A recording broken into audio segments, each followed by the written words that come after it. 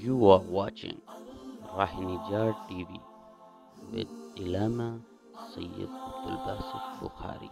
اعوذ باللہ من الشیطان الرجیم بسم اللہ الرحمن الرحیم ان اللہ وملائکتہ یصلون علی النبی یا ایھا الذین آمنوا صلوا علیہ وسلموا تسلیما اللہم صلی علی سیدنا و مولانا محمد وبارک وسلم علیہ۔ آپ کے سامنے آیت نمبر 10 لکھی ہوئی ہے اور میں تلاوت کروں گا، آپ روزانہ کی طرح میرے ساتھ پڑھیں۔ بسم اللہ الرحمن الرحیم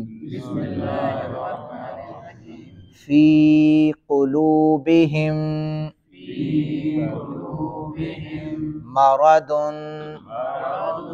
فزادہم اللہ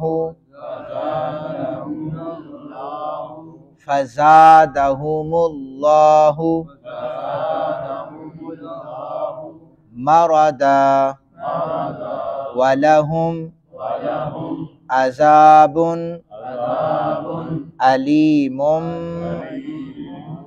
أَلِيمٌ بِمَا كَانُوا يَكْذِبُونَ۔ صدق اللہ العظیم۔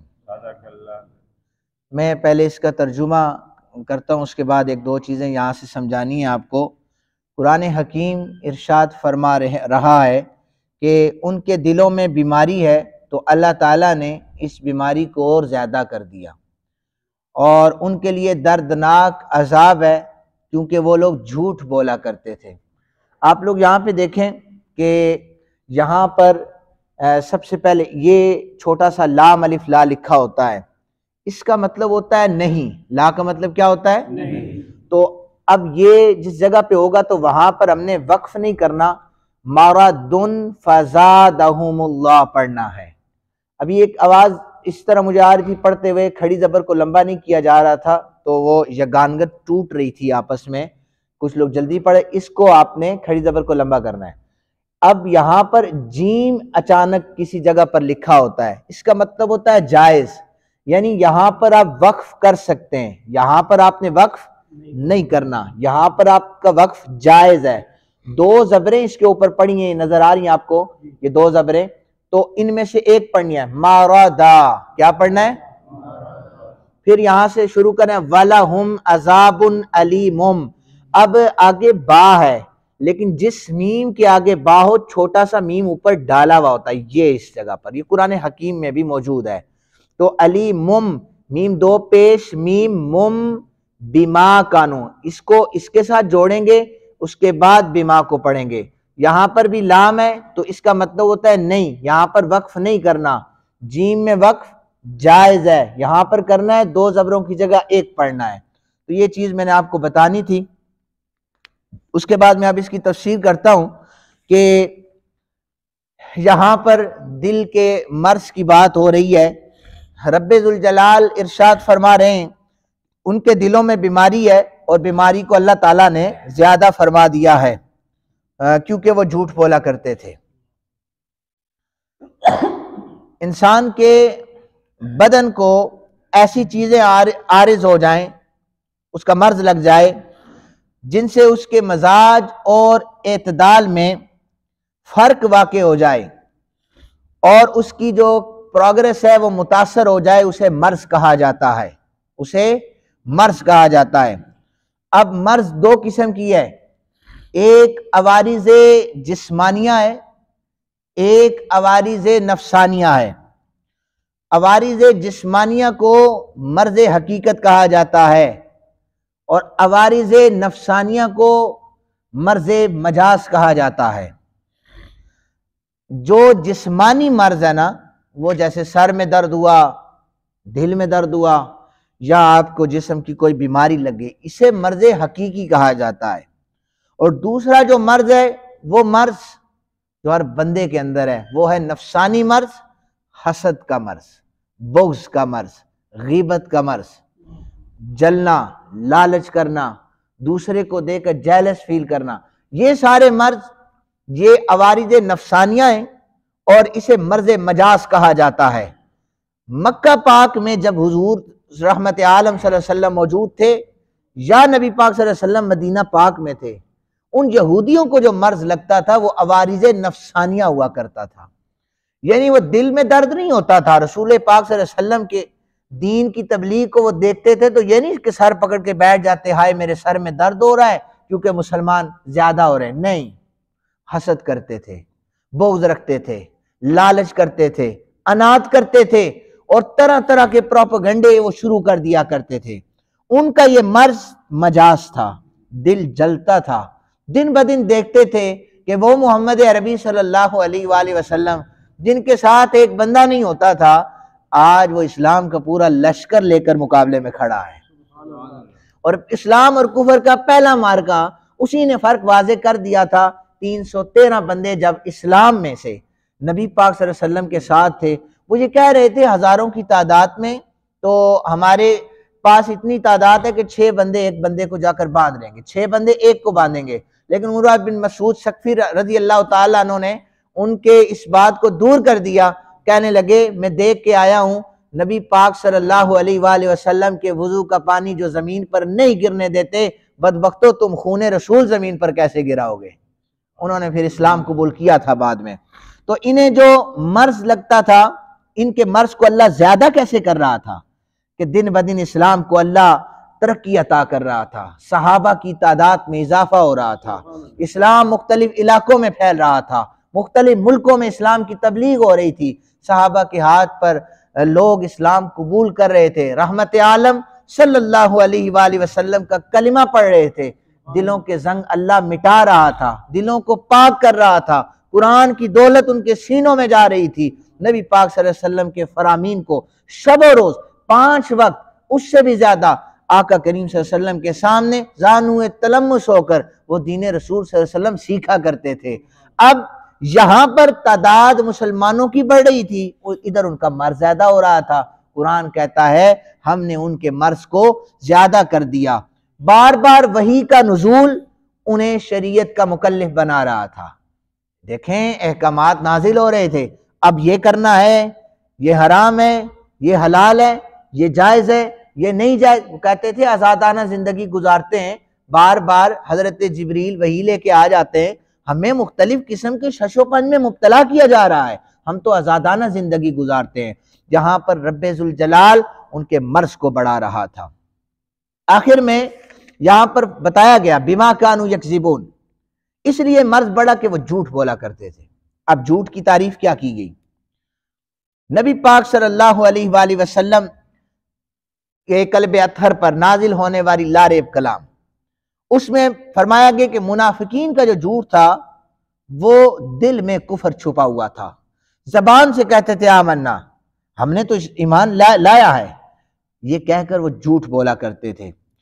اب جو خبر واقع ہو جائے اور وہ جھوٹ ہو، ایک کہنے والا ایک بات کہہ رہا ہے کہ میں نے فلاں وقت یہ کام ہوتے ہوئے دیکھا، لیکن وہ واقعہ رونما نہ ہوا ہو، اسے جھوٹ کہا جاتا ہے، اور یہ شریعت مطہرہ نے حرام کہا ہے۔ جھوٹے پر اللہ کی لعنت بھی ہے، دردناک عذاب میں یہ مبتلا ہو جائے گا۔ نبی پاک صلی اللہ علیہ وآلہ وسلم نے فرمایا کسی آدمی کے لیے جھوٹا ہونے کے لیے صرف یہ بات کافی ہے کہ وہ سنی سنائی بات کو آگے پھیلائے۔ کیا کرے؟ سنی سنائی بات کو۔ ہم لوگ پڑھتے نہیں ہیں، نہ قرآن نہ حدیث، ادھر سے سنا ادھر پھیلائی۔ 80% سے بھی زیادہ لوگ سنی سنائی باتیں آگے پھیلا رہے ہیں، چاہے ہمارا میڈیا ہو، چاہے جس قسم کا میڈیا بھی ہو، اس کی تحقیق تک تو انہوں نے جانا ہی نہیں ہے، پتہ نہیں انہیں قرآن سے لگاؤ نہیں ہے کہ جب ایک فاسق تمہارے پاس کوئی خبر لے کے آ جائے تو خوب چھان بین کیا کرو۔ کوئی چھان بین نہیں ہے، کوئی یہاں سے حملے کر رہا ہے، کوئی یہاں سے حملے کر رہا ہے، ہر ایک اپنے آپ کو سچا ڈکلیئر کرنا چاہتا ہے۔ لیکن قرآن کہتا ہے اور نبی پاک صلی اللہ علیہ وسلم کا فرمان یہ ہے کہ کسی آدمی کے جھوٹا ہونے کے لیے کافی ہے کہ وہ سنی سنائی بات کو آگے پھیلائے۔ یہ صحیح مسلم شریف کی روایت ہے۔ اچھا، بما کانوا یکذبون کی تفسیر کر رہا ہوں۔ حضرت سمرہ بن جندب رضی اللہ تعالیٰ عنہ ایک صبح کو کہتے ہیں کہ نبی پاک صلی اللہ علیہ وسلم نے بیان فرمایا، میں نے رات کو خواب میں دیکھا حضرت جبرائیل علیہ السلام اور میکائیل میرے پاس آئے، میرا ہاتھ پکڑا اور مجھے ارض مقدس میں لے گئے۔ میں نے دیکھا کہ وہاں ایک آدمی بیٹھا ہوا ہے اور دوسرا آدمی اس کے پاس کھڑا ہے، جس کے ہاتھ میں لوہے کا ایک وہ سیخ اٹھائی ہوئی ہے، اور وہ بیٹھے ہوئے شخص کی اس سائڈ پہ منہ کے اس دہانے میں وہ سیخ ڈالتا ہے اور اسے گدی تک چیر کے رکھ دیتا ہے، اور دوبارہ اس طرف آ کے کھڑا ہوتا ہے تو ادھر سے اس منہ کے اس سائڈ پر، لیفٹ سائڈ پر وہ سیخ ڈالتا ہے اور گدی تک چیر کر رکھ دیتا ہے۔ یہ عمل وہ بار بار کرتا ہے، دوبارہ وہ جڑ جاتا ہے، منہ دوبارہ صحیح ہو جاتا ہے۔ حضرت جبریل علیہ السلام نے کہا جس شخص کے یہ جو منہ کو چیرا جا رہا ہے گدی تک، یہ سلاخ اس کی گدی تک پہنچائی جا رہی ہے، یہ وہ شخص ہے جو دنیا میں رہتے ہوئے جھوٹ بولا کرتا تھا۔ یہ سزا رسالت امام صلی اللہ علیہ وسلم نے اپنی زندگی کے اندر بتائی ہے۔ مذاق میں بھی جھوٹ بولنا جائز نہیں ہے۔ یاد رکھیں جی، 3 جگہوں پر جھوٹ بولنا جائز ہے۔ شریعت نے حرام کی بھی حدود کو مقرر کیا ہے، حلال کی بھی حدود کو مقرر کیا ہے، اور یہ کوئی اپنے پاس سے بات نہیں ہے، ترمذی شریف کی حدیث پاک ہے۔ 3 جگہوں پر جھوٹ بولنا جائز ہے۔ حضرت اسماء رضی اللہ تعالی عنہا اس حدیث پاک کی راویہ ہیں۔ نبی پاک صلی اللہ علیہ وآلہ وسلم نے فرمایا 3 صورتوں کے سوا جھوٹ بولنا جائز نہیں ہے۔ وہ پہلی کون سی ہے؟ ایک شخص اپنی بیوی کو اگر راضی کرنا چاہتا ہے نا، وہ جھوٹ بول سکتا ہے، بیوی کو راضی کرنے کے لیے وہ جھوٹ بول سکتا ہے جی۔ دوسرے نمبر پر جنگ میں وہ جھوٹ بول سکتا ہے، جنگ میں جھوٹ بول سکتا ہے۔ حضرت علی اکبر رضی اللہ تعالی عنہ کربلا کے میدان میں تھے، تو ایک یزیدی جب سامنے آیا تو وہ بہت بڑا پہلوان تھا، وہ آپ کے ارد گرد چکر لگانے لگا کہ 18 سال کا نوجوان میرے مقابلے میں بھیج دیا ہے، کوئی تگڑا پہلوان ہوتا جسے میں ہرا بھی سکتا۔ تو وہ چکر لگا کرنا رچ پڑ رہا تھا، حضرت علی اکبر چونکہ تربیت امام حسین پاک سے لے کے آئے تھے، تو انہوں نے کہا تو اتنی بڑی بڑی باتیں کر رہا ہے، تیرے سے تو گھوڑے کی رکاب میں پاؤں نہیں ڈالا جاتا۔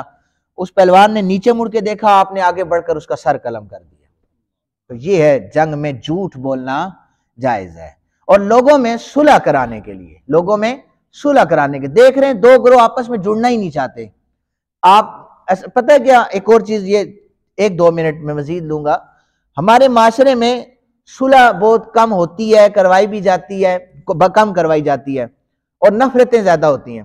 ایک بندہ ثالث بنتا ہے، 2 گروہوں کے پاس جاتا ہے، یہاں سے وہ ساری باتیں سنتا ہے، اب وہ نیگیٹو پوائنٹ اس کا یہ ہے، یہاں سے اٹھا کرنا من و ان ساری باتیں دوسرے کے پاس کرتا ہے، یار وہ یہ بھی اچھی بھی کرتا ہے، بری بھی ساری بتا دیتا ہے۔ اب اس کے دل میں جو نفرت ختم کرنی تھی وہ اور زیادہ بڑھ گئی ہے کہ اچھا میرے بارے میں وہ یہی کہتا ہے۔ اب جب یہ کچھ کہے گا پھر یہ کہے گا جی، یہ بعد میں یہ حضرت صاحب تو کہیں گے میں تو ثالث بن رہا تھا، یہ دونوں تو جڑنا ہی نہیں چاہتے تھے۔ حالانکہ یہ چاہیے ثالث جو ہوتا ہے وہ ادھر سے بات سنے، نیگیٹو باتوں کو چھوڑ دے، یہاں پر جا کے کہے یار وہ بڑی تیری تعریف کر رہا تھا، وہ تو کہہ رہا تھا، وہ سامنے آئے میں بغل گیر ہونا چاہتا ہوں، میں تو اس کے بارے میں بات نہیں کرنا چاہتا، میں تو سننا نہیں چاہتا۔ ناراض ہو گئے، غلطی کوتاہی ہو جاتی ہے، آپ معاف کر دیں، اب اس کے دل میں محبت آئے گی، نفرت نہیں آئے گی۔ اس سے آ کر کہے جی میں نے جب جا کر نا یہ بات کی ہے، وہ تو بڑا خوش ہو رہا تھا، اب یہ نفرت خود بخود ختم ہو جائے گی، دفن ہو جائے گی، اب محبت جنم لے گی۔ تو یہ تیسری بات صلح کرانے میں جھوٹ بولنا ہوتا ہے، 3 جگہوں پر جائز ہے۔ اب اللہ تعالیٰ سے میں دعا کرتا ہوں وحدہ لا شریک ہم سب کو عمل کرنے کی توفیق عطا فرمائے۔